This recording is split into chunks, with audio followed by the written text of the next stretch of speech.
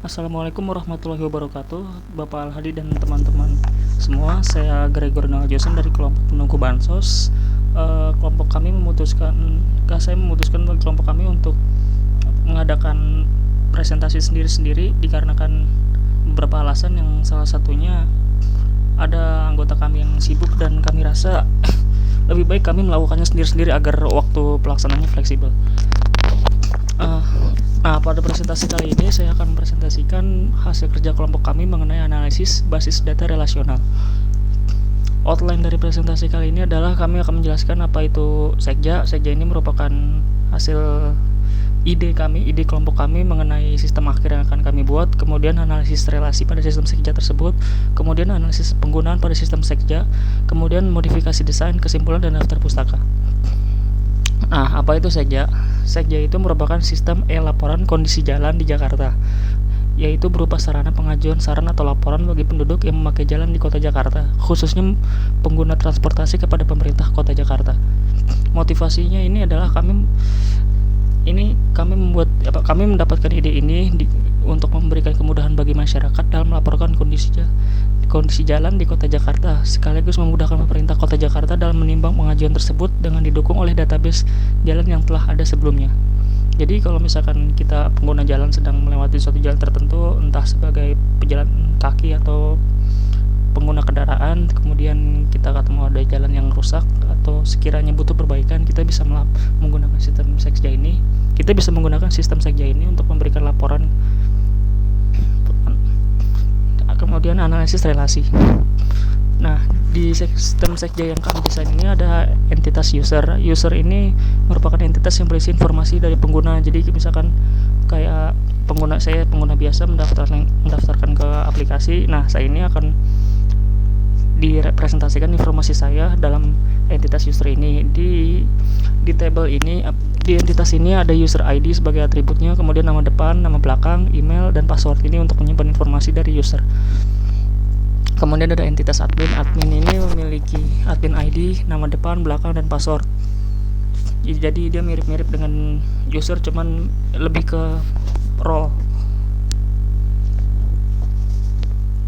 Kemudian entitas laporan. Laporan merupakan entitas yang berisikan informasi tentang segala hal yang berkaitan dengan laporan.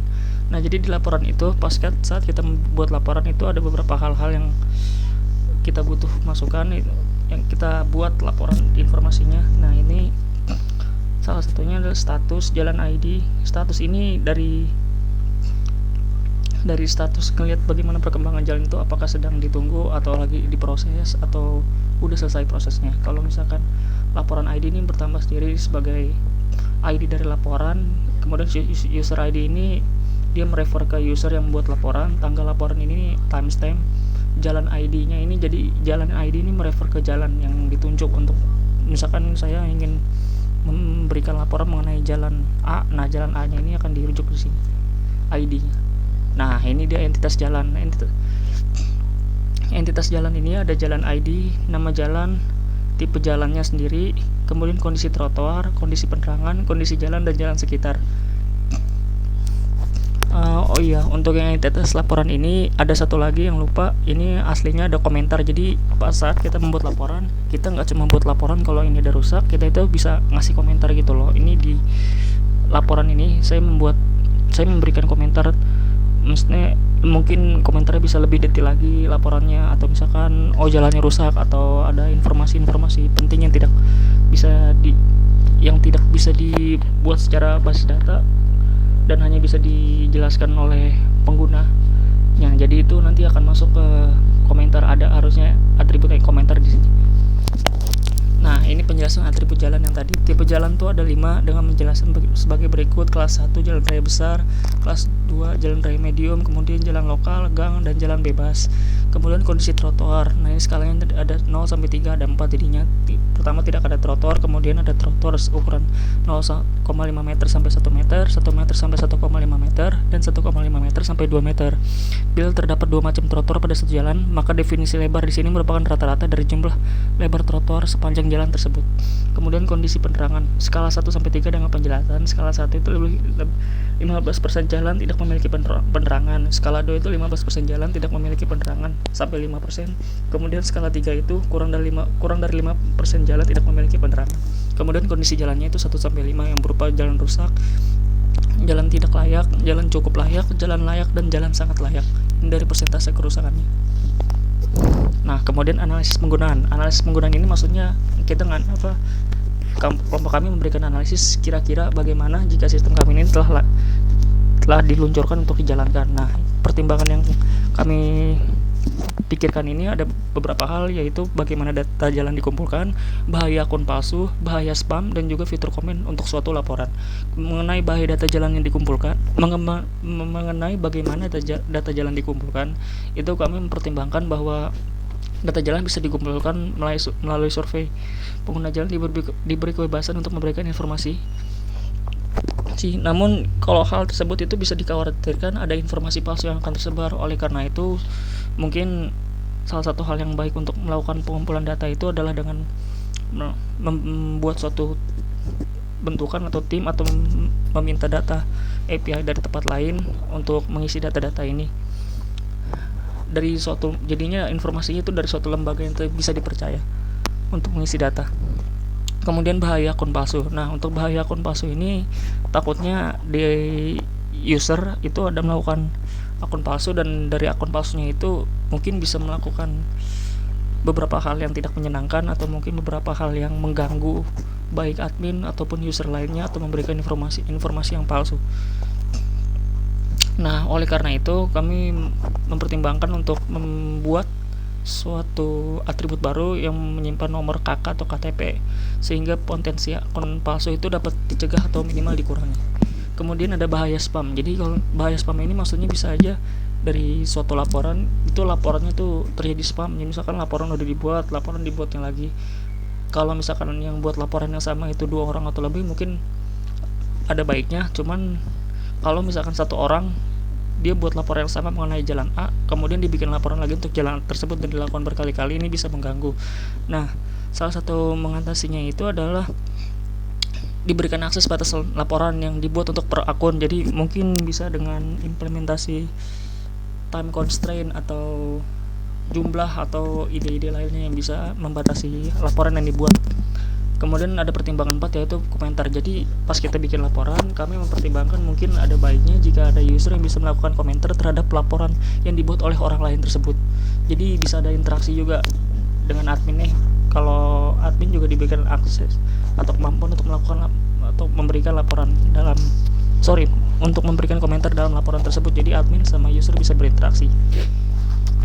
Nah, kemudian modifikasi desain dari pertimbangan-pertimbangan yang telah dipikirkan tersebut. Kemudian pertimbangan pertama dapat diselesaikan dengan melakukan data gathering melalui survei dari suatu kelompok atau masyarakat, lembaga pemerintah, atau bisa juga meminta data dari suatu organisasi yang memiliki data-data tersebut, mungkin bisa melalui API dan sebagainya. Untuk memenuhi pertimbangan kedua, maka dalam entitas user diberikan atribut baru, yaitu nomor KTP dan atau KK. Kemudian untuk pertimbangan 3 dapat diimplementasikan batasan constraint dalam melakukan laporan. Ide yang dipikirkan adalah suatu user dapat membuat laporan mungkin sebanyak 10 dalam 30 hari terakhir. Kemudian lalu untuk pertimbangan 4 akan dibuat entitas baru, yaitu komentar dengan atribut penulis laporan, tanggal, dan komentar. Di komentar ini merupakan entitas yang berisi komentar terhadap laporan yang disampaikan oleh user lain. Entitas komentar memiliki atribut dengan penjelasan sebagai berikut, yaitu ada laporan ID, author ID, tanggal komentar, dan juga isi komentarnya. Nah, ini revisi ER diagram yang telah kami buat minggu lalu, kemudian kami revisi lagi. Bisa dilihat dari user mengajukan laporan ini mengacu kepada jalan.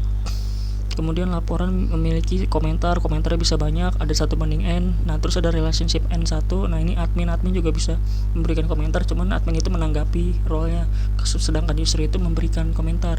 Nah, di jalan ini dia bisa bersebelahan atau berpotongan dengan jalan lain. Jadi ini M/N itu adalah M2M relationship. Jadi satu jalan bisa berdekatan dengan jalan lainnya, dan jalan yang lainnya tersebut bisa berdekatan dengan banyak jalan yang lain lagi. Ini ada kesalahan, harusnya laporan ini mengacu pada jalan, harusnya ini relasi 1:n. Jadi one to many relationship, bukan M/n. Ini ada kesalahan, mohon maaf. Nah, kesimpulannya adalah telah dilakukan analisis terhadap desain basis data relasional untuk proyek akhir sistem laporan kondisi jalan di Jakarta. Analisis dilakukan terhadap desain basis data penggunaan. Dari analisis desain basis data yang telah dijabarkan, kemudian atributnya juga digunakan, serta sifat hubungan yang terjalin antara dua entitas yang terhubung. Dari analisis penggunaan dipertimbangkan beberapa hal, yaitu bagaimana data dikumpulkan, bahaya akun palsu, bahaya spam, dan fitur komen terhadap suatu laporan. Oleh karena itu, bla bla bla, beberapa pertimbangan putuskan kemudian komentar, terus dibuat entitas komentar dengan atribut penulis laporan, tanggal, dan komentar, lalu ditambahkan atribut KK dan KTP, kemudian diberikan constraint untuk akses jumlah laporan yang dapat dibuat oleh user untuk mencegah spam laporan. Nah, arahan selanjutnya dari makalah kami adalah melakukan pertimbangan penggunaan SQL, rancangan software, dan juga metode tampilan atau GUI yang akan digunakan untuk berinteraksi dengan basis data. Ya, ini adalah daftar pustaka dari makalah kami kali ini yang bisa dilihat merefer ke makalah minggu lalu sebelumnya. Terima kasih atas perhatiannya. Assalamualaikum warahmatullahi wabarakatuh.